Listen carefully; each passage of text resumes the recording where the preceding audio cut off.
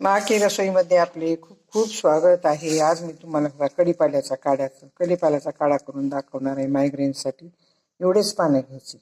एका लांब काडीला जितके पानं असते तितकेच पानं घ्यायचे, जास्त पानं घ्यायचे नाही. संडास साफ करताना का तर ह्याच्यात कॅल्शियम असते आणि जास्त कॅल्शियम सुद्धा आपल्याला वाढवायचं नाही. सी विटॅमिन असते म्हणून जास्त घ्यायचं नाही. एकाच काडीला येतील तेवढे पानं घ्यायचे. एका मिक्सरमधून काढलेत बारीक करून मी आता, आणि हे चालू केलंय.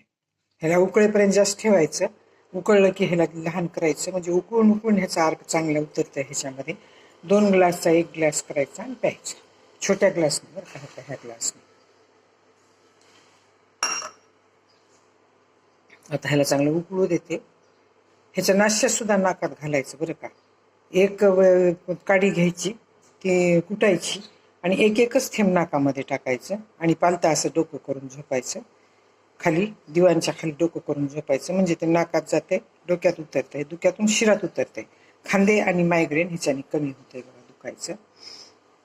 एकदम चांगला गुण येते बरं का. माझं खूप दुखत होतं, खूप डॉक्टरांना दाखवलं पण राहिलं नाही, पण ह्याच्याने खूप लवकर कमी झालं.